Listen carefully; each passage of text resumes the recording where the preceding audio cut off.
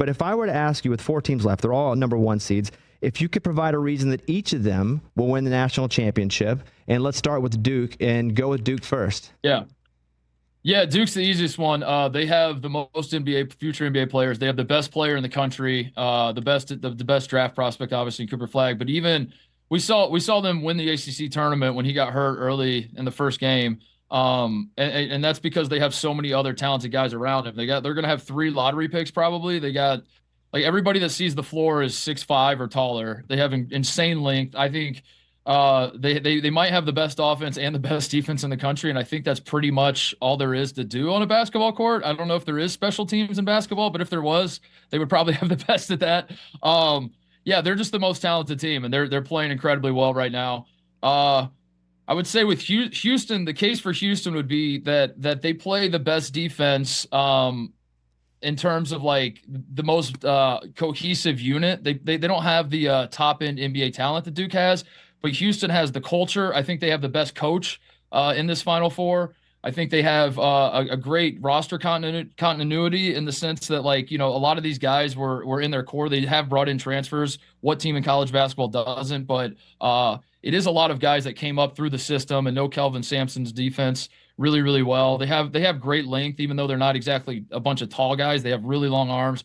And they're really good at getting teams to play on their terms. So the path for Houston to win, which they don't need a miracle to beat Duke, but if they can get Duke to play their version of basketball, which they're really, really good at getting teams to play, Houston, that's the case for them. And they've lost 1 game in regulation this year, and it was against Auburn, who's on the other side of the bracket, and it was a very close game. So Houston has a case to I think Houston's going into this thing saying, we're the best team here. We should be expected to win this thing. Auburn has the best resume, has been the best team throughout the course of the season. They've beaten basically everybody in the country. Funny enough, they've played all 3 of these other teams that are left in the Final Four.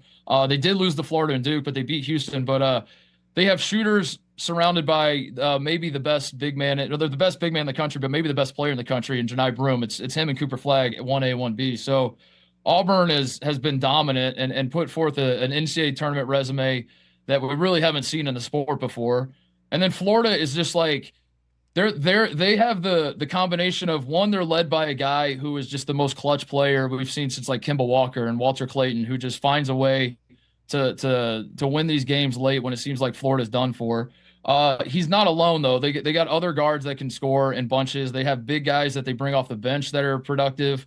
They have an absolutely complete roster. And I think Florida's firepower you get really, really excited about. Plus, you throw that in with like the idea that there's like some sort of mystique, magical element at play with the NCAA tournament, and they have the one guy who has channeled that more than anyone else in this tournament, which is Walter Clayton. So yeah, I do think all 4 of these teams, you know, obviously they're 1 seeds, but I also think all 4 of them are like very, very strong 1 seeds, and in any other year they might have been the number 1 overall seed in a given tournament. So all 4 of them are entering this thing saying, we should be the favorite. We expect to win. Anything less than winning will be a disappointment, and that sets up for a really fun Final Four. Catch the Rich Eisen Show live weekdays from 12 to 3 p.m. Eastern on Roku Sports Channel in the U.S.